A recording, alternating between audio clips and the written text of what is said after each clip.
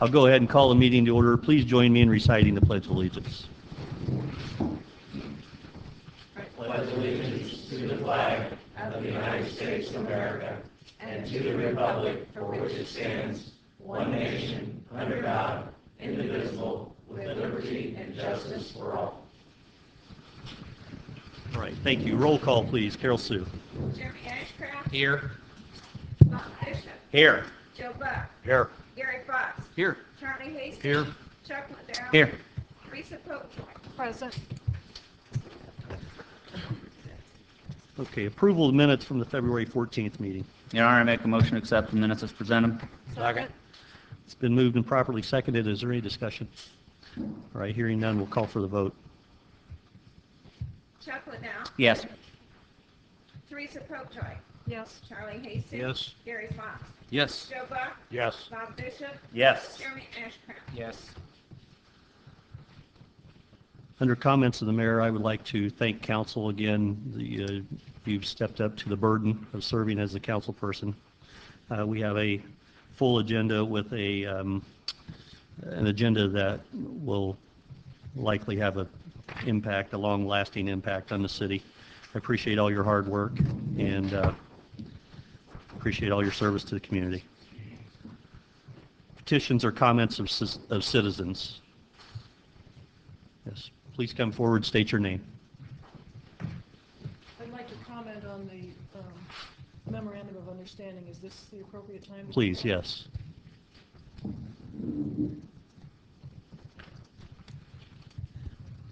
Mercedes Brew, 1315 East Market Street.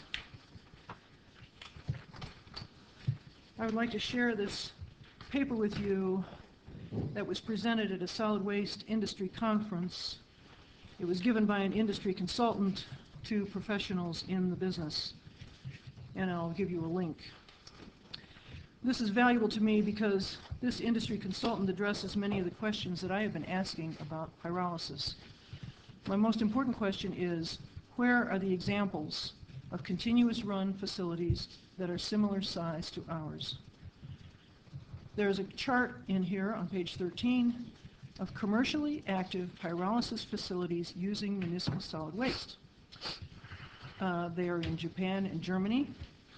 The oldest plant came online in 1987, processing 110 tons per day. The largest on the chart started operation in 2002, processing 353 tons per day. Tiny compared to ours. And the chart does not mention how much electricity they generate, which is odd to me. Why has this technology, available since 1987, not been used for larger facilities? Perhaps the answer is in the rest of the paper. Health issues for workers. The phrase dirty MRF. I'm sure you've come across this in your readings.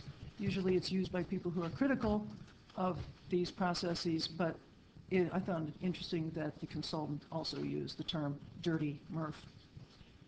Reliability, not. Economy of scale, whether by scaling up or by adding modules like we are considering, unproven. Emissions, basically the same as mass burn incinerators, except dioxins and furans can be less. Cost, more than mass burn incinerators. It ends with a study of Monsanto's 1,000 ton a day pyrolysis facility constructed in the early 1970s. It was expensive, never worked right, and closed in 1977. So I come to the same conclusion again. Pyrolyzation technology on the scale proposed for Logansport is unproven, and specifically Pyrolyzer LLC, as far as continuous run, also unproven. The hope that we can end up with a continuous run 4,000 plus tons per day facility is a gamble. My request is that you vote no on this memorandum of understanding. Don't gamble another dime of our money. However, if you do pass the memorandum of understanding tonight, I ask that you will watch out for something regarding the fuel contracts. It seems to me that we will be asking the fuel contracts to accomplish two contradictory things. The best case scenario Mr. Pyrolyzer's predictions come true. In that case, we will rely on fuel contracts binding for 20 years to guarantee that we will be able to pay off the facility. In the worst case scenario, the predictions do not come true and we throw the switch to natural gas. In that case, the contracts that obligate us to dispose of thousands of tons of trash per day for the next 20 or so years become a liability. I am asking that if you do enter into contract negotiations, that you plan not only for the best case, but for the worst case as well. Thank you. Thank you very much. Thanks, Mercedes. Are there any more petitions or comments of citizens? Please state your name. My name's John Ward. I live at 500 Hampshire Drive here in Logansport. Good evening. I can't think of a time that's seen so exciting here in Logansport. We're celebrating 175 years as a city. The city looks much better with all the condemned houses being removed, the new movie theater being built, and a proposed power plant. In regards to the new power plant, there's one thing I can't understand, why some in this community continue to distort the facts. We all have a right to our opinions. However, we also have a responsibility, an obligation to state the facts correctly, especially when it involves our community. In regard to IMPA, IMPA has opened a new Prairie State power plant at a cost of $740 million. The plant was only able to operate a short time and had to be taken offline due to damage from the type of fuel that they're using. IMPA has a step-up provision in their contracts. If one or more of its members do not pay, the other members in the system are billed an allocation of the revenue shortfall. Therefore, you could potentially be liable for others' debts. And to leave IMPA, you are required a 10-year notification. Now, in regard to Pyrolyzer, the gasification process has been around for decades. In 1907, Rockford, Colorado installed 2 Weber suction gas producers delivering low BTU gas to the plant's engines to operate its water and light plant for many years. Integrated gasification combined cycle projects are mostly debated as emerging clean technology. We don't have to look any further than our own landfill to see if this process works. Waste management at the Logansport landfill is using the gas that Mother Nature is helping to slowly generate from trash running their gas turbines. All that Pyrolyzer is doing is speeding up this process, utilizing pyrolysis. Thermal energy is used to preheat the material to release the gases much faster. Pyrolyzer has also made this process more efficient, and this system also has a clean exhaust compared to what we have now. Instead of having a mountain of trash like we have now, this waste can be harvested to generate electricity and the char reused for other purposes. It has been reported that we will see a 70% increase in gasification in the next 5 years alone. Right now, Logansport has 2 boilers and 1 gas turbine. The gas turbine was installed in the early 60s as a peaking turbine, and it's approximately 50 years old. One boiler was built in 1958. This boiler is 55 years old. And the other boiler was built in 1955, and it's 58 years old now. It should be safe to say that the new plant should operate 40 years or more with proper maintenance. Mr. Canterbury has assured the council Pyrolyzer would be responsible for securing all financing for this project. This company will create more jobs for this community, and the primary fuel as trash will be at no cost. The secondary source of fuel for the new plant is natural gas. The cost of the natural gas will be negotiated and secured for long-term usage. If this plant is built, it will be an event in our life. We all can look back on with pride and recognition that we all were part of something important to our community. A quote from Charles Kettering couldn't have said it better. The world hates change, yet it's the only thing that has brought progress. Logansport needs this progress. I do urge the members of this board to consider Pyrolyzer as a future asset to our community. Thank you. Thank you, John. Thank you. Are there any more comments?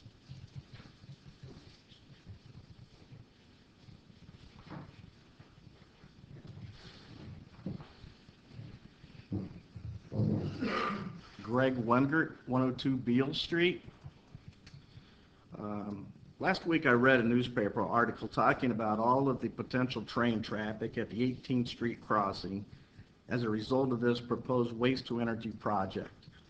Not long ago, Logansport embraced its heritage and positive relationship with the railroads. In fact, we used to have an annual Iron Horse Festival to commemorate that heritage. With fuel pricing constantly increasing, rail transportation is making a comeback across the United States. Increased rail activity in Logansport very well could be a sign of the city moving forward. The same article goes on to say that trash trains on the tracks at 18th Street is not exactly the view you might want to see within view of the city's shiny new Ivy Tech community campus. The fact of the matter is you cannot see the 18th Street crossing from the Ivy Tech building or the parking lot. The truth is, the most prevalent landmark that is visible from that vantage point is the local tech trash dump and the parade of associated trash truck traffic to and from the dump. Actually, this local landmark may be seen from Logansport High School, Mount Hope Cemetery, and from several miles outside of Logansport. Not exactly a breathtaking view. Also heard and seen a lot of comments regarding purchasing the city's power needs from IMPA. You should understand that IMPA is nothing more than a wholesale power supplier just like Duke Energy, who we currently have a purchase power contract with through 2018. The popular argument seems to be that several municipalities throughout the state have positive relationships with IMPA. So if the city of Logansport joins IMPA, we will be the same as several other municipalities throughout the state. How does someone concerned with local economic development sell Logansport to potential industry by being the same as our neighbors down the road? Logansport should not aspire to be the same as everybody else, but to be better than everybody else. How many local jobs will be created by going with IMPA? None. In fact, local jobs will be lost. Actually, I may in fact be wrong about that, as going with IMPA might create one job, and that would be the driver of the Brinks truck taking Logansport's money to another community. Less jobs and more money flowing out of the community. Is that really what Logansport needs? Why are people saying that trash to gas to energy will not work? The local landfill does just that every day. All you have to understand is that once the trash is received and dumped at the landfill, it is then buried. After the trash is buried, it begins to decompose and break down and generate methane gas, which is a naturally occurring process, which the landfill, by recently installing combustion engine generators, turns into electricity. So this being the case, why are people saying that trash to gas to energy will not work? And it is not being done anywhere in the world. In fact, this naturally occurring trash to gas process happens every day at nearly every landfill around the globe, and in fact, even here in Cass County. Pyrolyzer is proposing to take this naturally occurring process and to accelerate, refine, and control it to produce electricity from waste that would otherwise go to landfills. This project and public-private partnership is a win-win opportunity for the people of Logansport, the city of Logansport, and Logansport Municipal Utilities. It has been reported in recent public meetings that Covanta, a large company which is a competitor of Pyrolyzer, was asked what they thought about Pyrolyzer's gasification process. And their response was, it is inefficient with low levels of productivity. I'll bet if you called Ford and asked them about Chevrolet, they would tell you the same thing. Ironically, at the same time, it was reported that Covanta is operating a prototypical gasification plant in Tulsa, Oklahoma. I understand that Covanta is a large company, but don't you think that the engineers at Covanta would be communicating with the research and development people to let them know that gasification does not work? Or does it? Even more ironically, the sales department at Covanta has outsmarted both the engineers and the research and development people, as they are currently bringing to market a new 300 tons per day system to municipalities that desire next generation technology. How can they say that the pyrolyzer process will not work when they are trying to catch up to market essentially the same thing? In closing, I want to encourage the members of this council to vote in favor of this project and in favor of a future for the city of Logansport. Thank you. Thank you. Thank you, Greg.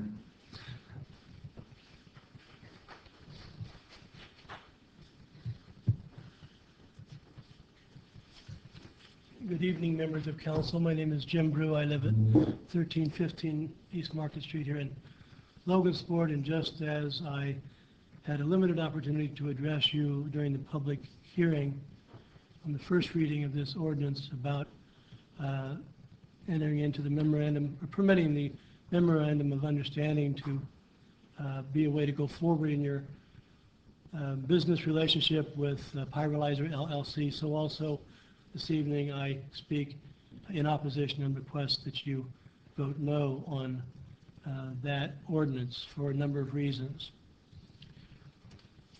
It's interesting, the first reason that I argued last time was that you do not have authority to do public-private agreements because you had not passed enabling legislation.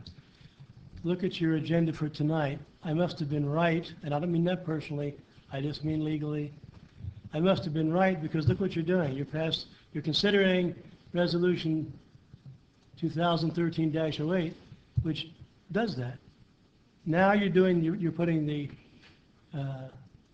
horse ahead of the cart, creating the right legislation that gives you the authority to enter into public-private agreements. But consider this.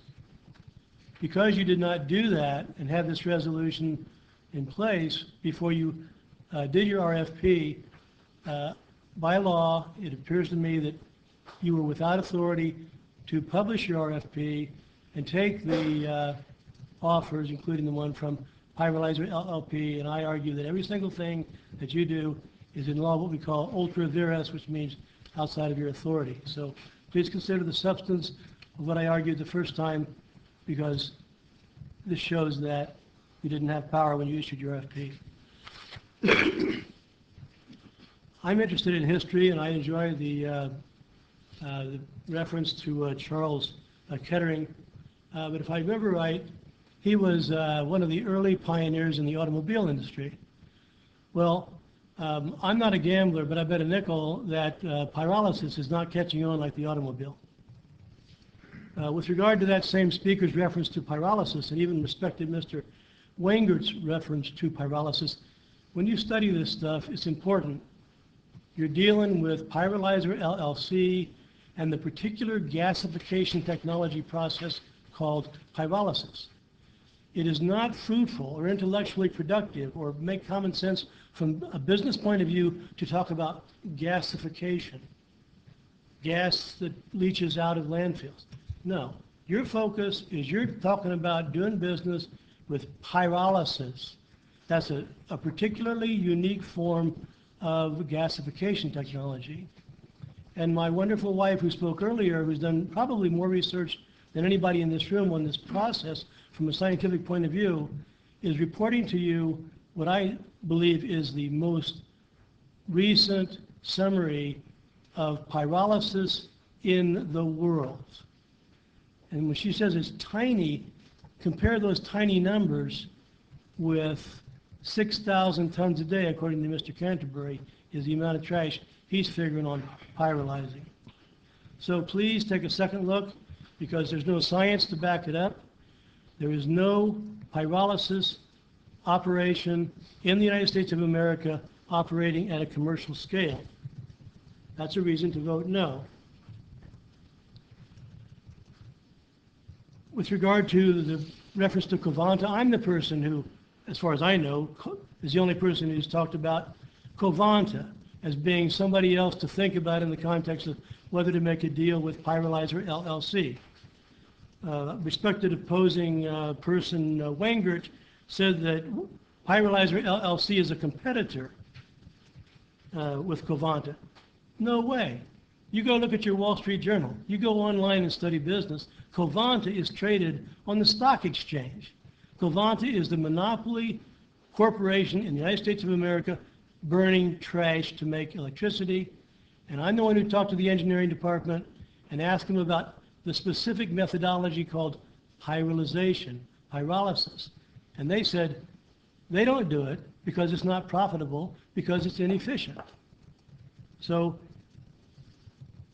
it's reasonable to ask, and I went ahead and gave the example about the pilot plant, and I won't bore you with it because most of you were here, although not people in the audience, at your finance committee meeting when you met as a whole. And I described what I found about the pilot project that Covanta has and how they had a due process effort by an engineering from Columbia University.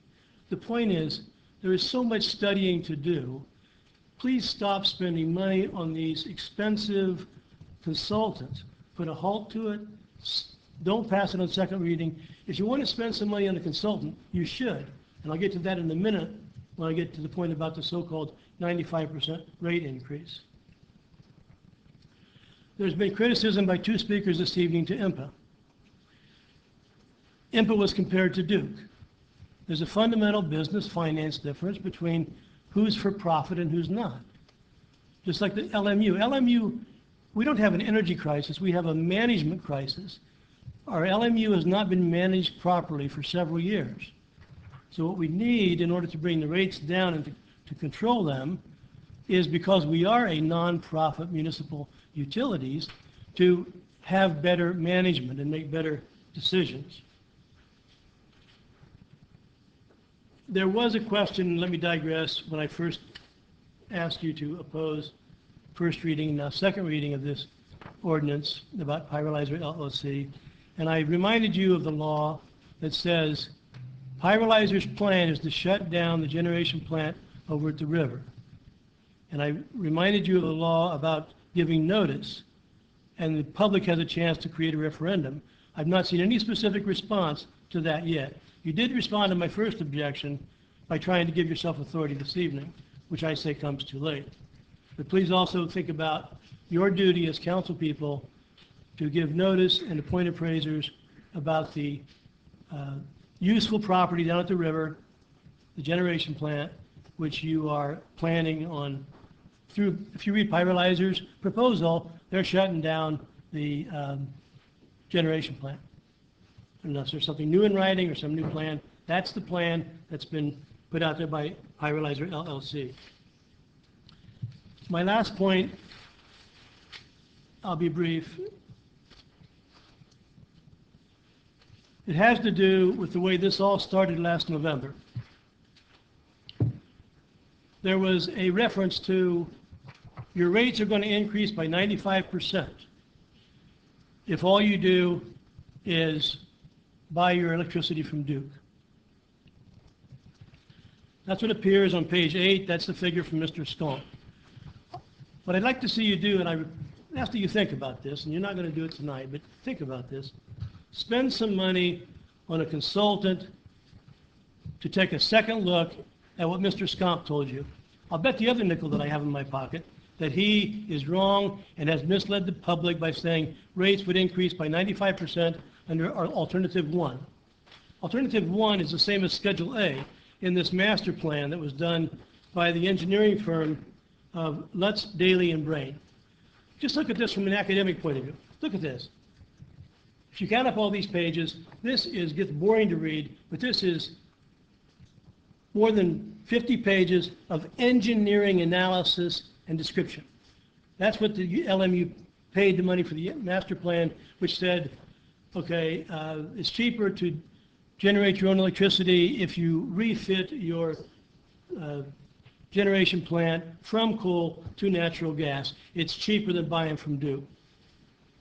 So just to show you what's wrong with Mr. Scomp's approach and why, spend some of your money for a specific purpose. Don't just give it to the mayor and say, do whatever you want and maybe you'll account for it later, which appears to some of us to be what the process has been. It's our money too. So at that meeting last November, when Mr. Scomp said, hey, your rates are going to go up by 95%, if all you do is buy your energy from Duke and upgrade your transmission system to handle that extra load, what he was saying, he knew, I asked him about this the one time I talked to him, he knew that his statement was going to lead to the idea of burning trash.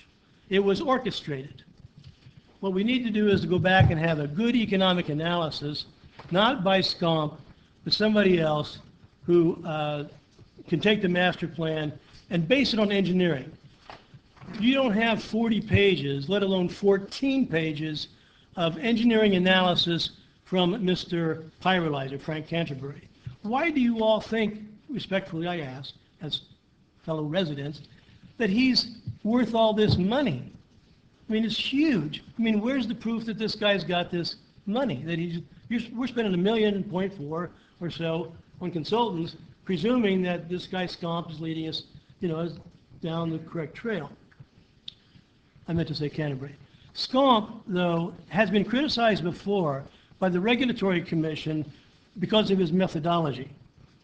So, for example, in this book here, this page 7.0-1 from the engineers, they say the transmission upgrade, if you just bought all your power from Duke, would be $14.25 million. But when you get to Mr. Scomp's work, he says, let's consider the cost of just buying from Duke to be $38.7 million. There's no explanation why Mr. Scomp uses those numbers. There is not a correlationship directly between the master plan and Scomp's numbers running. Scomp has been criticized by the RURC, related previously. I've got a copy of that. The point is, who's going to look out for the ratepayers? If we were doing this case in Indianapolis and Mr. Scomp was a witness, he could be cross-examined about his methodology. And the IURC would, I believe, throw out his methodology and say, Mr. Scomp, you're cherry-picking numbers, you're pulling numbers out of the air. But you know what? We don't get to go to Indianapolis anymore and have us ratepayers protected by the Utility Regulatory Commission's Consumer Council. No. We withdrew from the Regulatory Commission. So who's looking out for the ratepayer? Who is there who's going to question Scomp's numbers? Hire a consultant, please, to take a look at that. The other thing about Mr. Scomp's numbers is when you study them, and he says it takes $42 million of electric department's current operating cost to buy our current level of power from Duke. That's 71%. That's $42 million, and that's just part of that total expenditure. He says it costs another $30 million to buy the 29% balance. Right now we produce 29%. We're buying 71% from Duke. It does not make common sense to tell somebody that their utility bill is going to double when you buy just 29% more of power from Duke. These are big numbers. It's a serious undertaking. I know that you're working on this. At both the utility meeting and at this council's prior recent meetings, people have talked about, because their minds are open, inviting IMPA to make a presentation. I respectfully request that you do that and other things, and I will continue my very best to ride through this with you, because I don't see data, I don't see engineering from Mr. Canterbury. Thank you. Jim, so your main request then is you would like for us to find out, this council to find out, actually you don't believe the last study that Mr. Scomp did that says it would be a 95% increase. So you would like us to do another study on finding out how much it would cost us to buy energy. Is that kind of what you're... I'm saying two things, Bob. What you're saying? Yes, sir, that's one. But I'm asking for a consultant to do it. That's what I'm saying. We have to hire somebody to do Yeah, that. because if you'll recall, what's the name of that guy you pay every month for being your consultant? He's been working with the mayor all year. Gary Peterson? Yeah, Gary Peterson. If you read the writing by Gary Peterson, either he said it, Don't worry, we checked on SCOM's numbers and they're just fine. Well, these guys are they're all part of the same group now. So Well, they're hire supposed to somebody have else. our best interest at heart. Pardon? They're supposed to be working for us independently to come up with the best suggestion for us which direction to go in. Yeah. I mean, and I believe they are, but, so I just wanted to make sure that's what, basically you just would like to see us do an independent study on what it would cost us. Yeah, the rates. Purchase Mr. the SCOM's energy. rate analysis. Okay. The other thing though, Bob, to boil it down is the other request would be to hire a consultant on the issue of the engineering behind pyrolyzation. When you had your council meeting as a whole in the finance committee, I asked the question, who in this group of consultants is the expert on pyrolysis? You can't have somebody in the group who's making money off of this to say, I'm the expert. In engineering, there are people who study gasification. And within that, and there's a subset within the study of gasification for people who know something about pyrolyzation. I think it's worth some of our money before all the 1.4 is spent, a totally independent, like when you went to these guys, these engineers in Kansas City, I think that's where they're from, Lutz, Daly, and Brain, not you, but the, yeah. So if we spend another 100,000 on another consultant to figure this out, you'll be all right with that? Yep, if it saves me millions and billions in money in the Okay. future, yeah. But you got to have somebody who knows about pyrolysis and study the Okay. world. There's too much doubt. That would be the second request, and I thank you for your interest. All right, thanks, Jim. Thank you. Thank you. Is there anybody else that would Thanks, care to Jim. speak under petitions or comments of citizens? All right. Hearing none. Are there any reports from committees, boards, or commissions? I'd just like to report that the Finance Committee did meet with Mrs. Kitchell and Mr. Brew and the individuals that attended the meeting last Wednesday evening to listen to their concerns and address their concerns, and I have sent that forward to the mayor and attorney for a response. Thank you very much. Okay, I have next on the agenda Connie Neininger, President of the Cass Logan Economic Development Organization. Good evening, Council and Mayor. Thank you so much for the time. You do have a report in front of you that shows the activities for the month of February. It shows the projects that are in works at this point in time. One of them that was just recently announced in the newspaper, I just found out about it that night before about 9 o'clock, is the project Old School, which is the McKinley School tax credits that came through. So I just got that phone call, like I said, 9 o'clock that night, and saw it in the paper the next morning, so I thought that was good. But shows the companies that I have visited with this past month, community meetings, other individuals throughout the county, government meetings that I have attended, and state and regional meetings that I have attended. And I'd be happy to answer any questions that you might have. And my question to you, is this the type of information that you like to see from me? Or is there something else that I can provide to you on a regular basis to be helpful? I like this, but yes, this is the first, I've been on the council two terms. This is the most I've seen in 8 years on the council from LEDF, which has got a new name now, but I appreciate this, and you can give this to us every month. I would be very appreciative of this. Okay.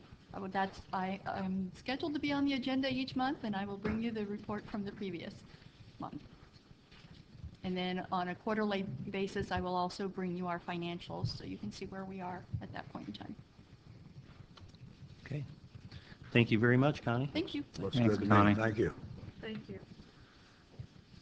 Under old business, we have ordinance 2013-05. Councilman Bishop, please. Ordinance 2013-05, amending the Logansport and Fringe zoning ordinance for temporary housing construction camps. Your Honor, I ask for a vote on ordinance 2013-05. Second. It's been moved and properly seconded. Is there any discussion? All right, hearing none, we'll call for the vote on ordinance 2013-05. Bob Bishop, Yes. Joe Buck, Yes. Gary Fox, Yes. Charlie Hastings. Yes. Chuck Liddell, Yes. Teresa Popejoy, Yes. Jeremy Ashcraft. Yes. Ordinance 2013-05 passes on second reading on a vote of 7 in favor, 0 opposed. Ordinance 2013-06. Councilman Liddell, please.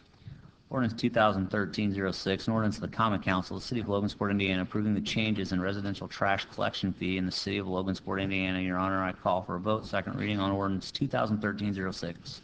Second. It's been moved and properly seconded. Is there any discussion? All right, hearing none, we will call for the vote on ordinance 2013-06. Chuck Liddell, Yes. Teresa Popejoy, Yes. Jeremy Ashcraft, Yes. Bob Bishop, Yes. Joe Buck, Yes. Gary Fox, Yes. Charlie Hastings. Yes. Ordinance 2013-06 passes on second reading on a vote of 6 in favor, 0 opposed. Ordinance 2013-07. Councilman Ashcraft, please. Ordinance 2013-07, ordinance authorizing the mayor with the advice and consent of the Common Council to enter into a memorandum of understanding with Pyrolyzer LLC and further negotiate a BOT agreement with Pyrolyzer LLC regarding an electric generating plant repowering and expansion project, all in accordance with the recommendation of the Utility Service Board of the City of Logansport. Your Honor, I call for a vote on ordinance 2013-07. Second. Ordinance 2013-07 has been moved and properly seconded. Is there any discussion? Hearing none, we'll call for the Your vote Honor, on. Yes? Do we need to, is there any reason to do resolution 2013-08 before we do this? No. Okay. That's all. Ordinance 2013-07 has been moved and properly seconded. Is there any further discussion? Hearing none, we'll call for the vote on ordinance 2013-07. Jeremy Ashcraft, No. Bob Bishop, Yes. Joe Buck, Yes. Gary Fox, Yes. Charlie Hastings, Yes. Chuck Liddell, No. Teresa Popejoy. Yes. Ordinance 2013-07 passes on a vote of 5 in favor and 2 opposed. Under new business, we have ordinance 2013-08. Councilman Hastings, please. Ordinance 2013-08, an ordinance of the Common Council of the City of Logansport, Indiana, approving the additional appropriation of funds from the general fund for extra help to the police department and the clerk treasurer department. Your Honor, I call for a vote on 2013-08. Second. Ordinance 2013-08 has been moved and properly seconded. Is there any discussion regarding ordinance 2013-08? Your Honor, I'd like to call Chief Clark up and get his reasoning for being $10,000 more than Carol Sue's request.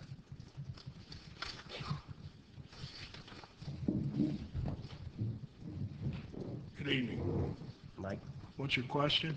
Okay, we have, this is supposed to be for a 2 part-time help. Carol Sue's is in at 13.7, which I believe that's for the rest of the year, exactly what she needs for that part-time help. And yours is 13.725, which is almost, 10,000. 23. What did I say? 13. Oh, 20 cent, yeah, 23 cent. So it's $10,000 more over and $5, $25.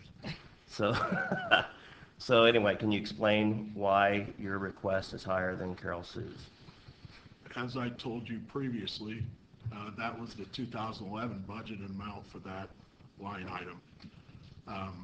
For the rest of the year, I did tell you that I would have approximately $19,000 to cover that position. And the one other difference that I've explained to you is that that will also cover for the vacation time for my secretary that would be off. I have to have someone to fill her vacancy. I thought we were clear on that. I'd explained that. Well, we're not real clear because there's some of the councilmen think it was supposed to be around 18,000.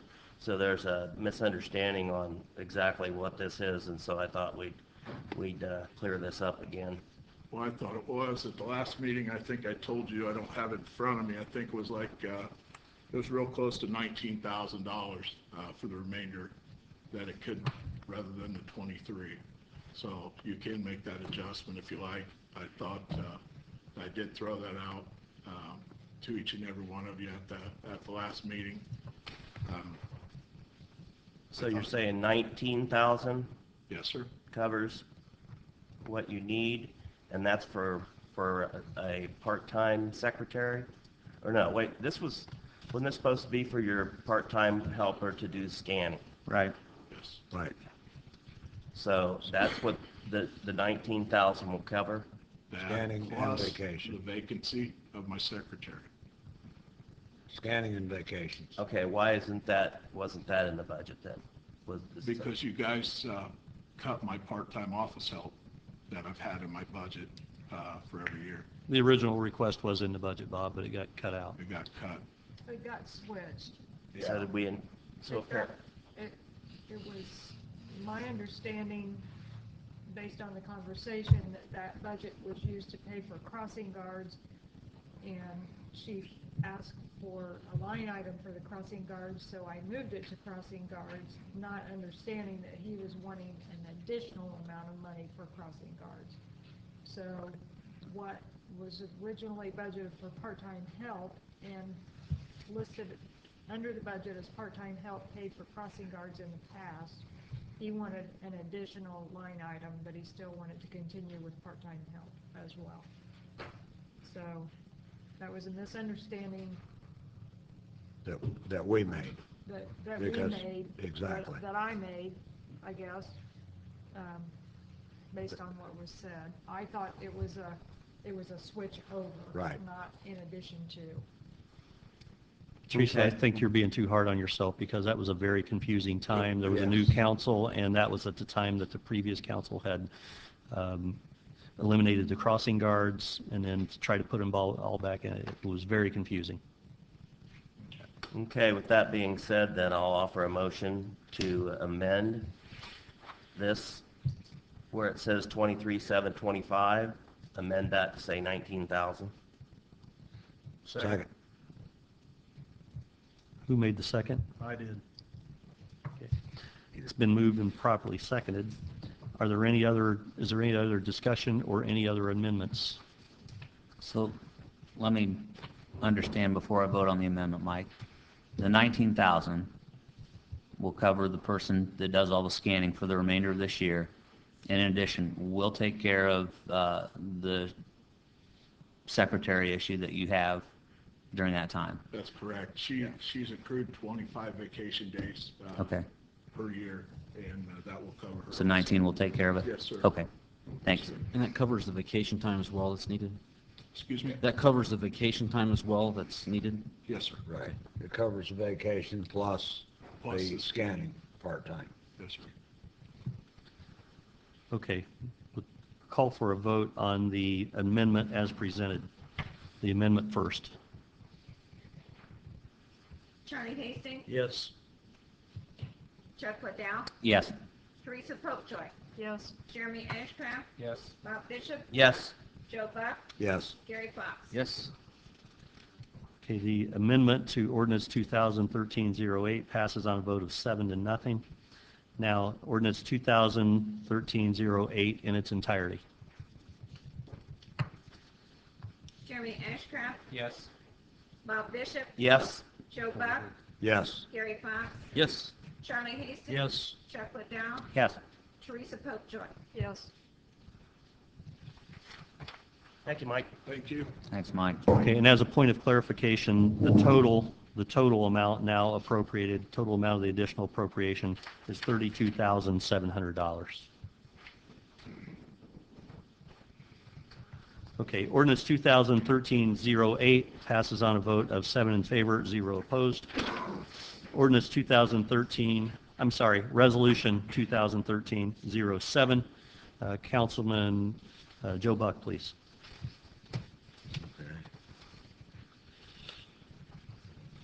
Resolution 2013-07, adopting a fiscal plan and definite policy for the annexation of property contiguous to the city of Logansport, Indiana, pursuant to ordinance 2013-09 and 2013-10. Second. Okay, Resolution 2013-07 has been moved and properly seconded. Is there any discussion? Okay, hearing none, I call for the vote on Resolution 2013-07. Joe Buck, Yes. Gary Fox, Yes. Charlie Hastings. Yes. Chuck Liddell, Yes. Teresa Popejoy, Yes. Jeremy Ashcraft, Yes. Bob Bishop. Yes. Ordinance 2013-07, I'm sorry, Resolution 2013-07 passes on a vote of 7 in favor, 0 opposed. Ordinance 2013-09. Councilperson Popejoy, please. Ordinance 2013-9, an ordinance of the Common Council of the City of Logansport, Indiana, annexing certain territory into the City of Logansport, Indiana, placing the same within the corporate boundaries thereof, and making the same a part of the City of Logansport, the south and west area annexation, commonly referred to.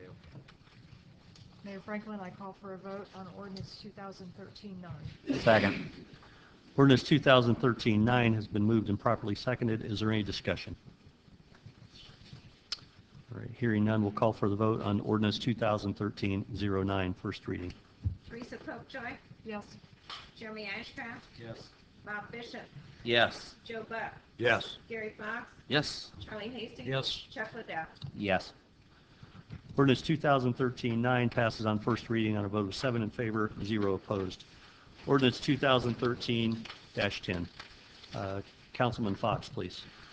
Ordinance 2013-10, an ordinance of the Common Council of the City of Logansport, Indiana, annexing certain territory into the City of Logansport, Indiana, placing the same within the corporate boundaries thereof, and making the same a part of the City of Logansport, the south and east area annexation. I move for 2013-10. Second.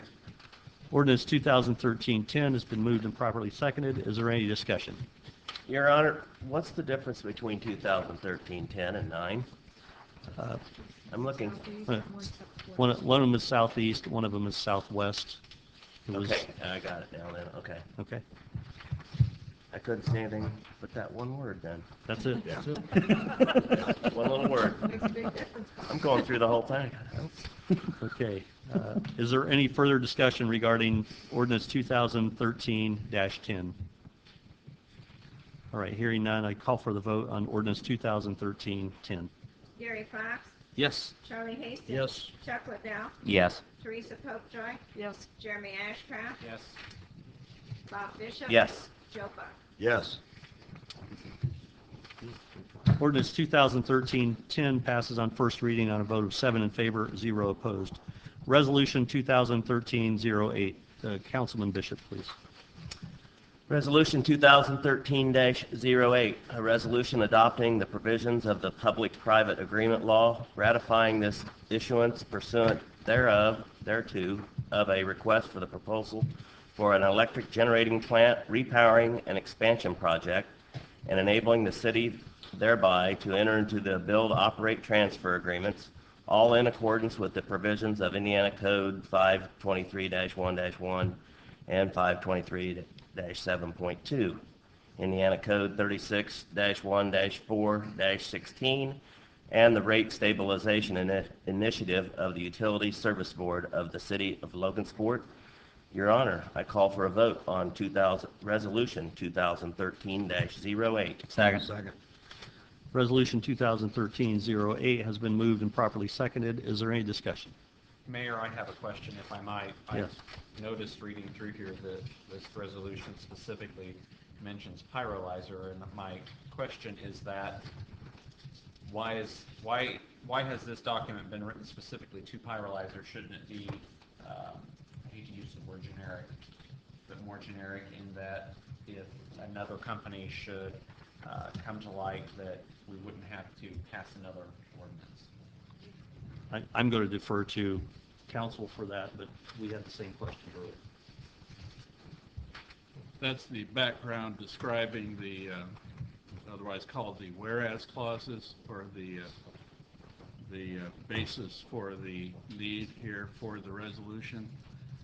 The substantive sections of the resolution are just sections 1 and 2. First is the provision adopting the statute, the so-called PPA law, and second is ratifying actions that were previously taken by the LMU board. It does not limit the future application of the statute to pyrolyzer. It could be utilized for any, to make an agreement with any proper vendor. But the situation right now is that the Utility Service Board has recommended that the council pass an ordinance, in fact has done so earlier this evening, to authorize the mayor to negotiate an agreement with pyrolyzer. Thank you. Are there any further questions from council? Is there any more discussion from council? I would call for a vote on resolution 2013-08. Bob Bishop, Yes. Joe Buck, Yes. Gary Potts, Yes. Charlie Hastings. Yes. Chuck Liddell, No. Teresa Popejoy, Yes. Jeremy Ashcraft. No. Resolution 2013-08 passes on a vote of 5 in favor and 2 opposed. Who seconded the motion? The last, Probably me. Chuck Liddell. Are there any more board member comments? I have a comment, Your Honor. I just wanted to take this opportunity to recommend some of the members of Logansport Police Department who've been serving the school corporation, in which I work with, and have the opportunity to watch them do their job, specifically Officer Ferris, Officer Benny, and Officer Fry, working as student resource officers, or in Officer Fry's case, he's full-time at the high school, but they do a commendable job, and they go above and beyond the call of duty, in my opinion, in working with these kids to try to, help partner with the local education people to keep kids on the right track, and they really do fantastic, and just think that they should be publicly recognized for their job. Thank you very much. We'll make sure they get word of it. I have a question. Yes. Where'd we get the camera from? It's not ours.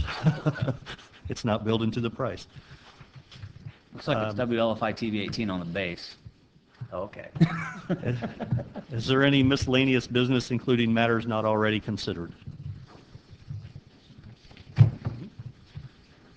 All right, hearing none, I'd entertain a motion to adjourn. So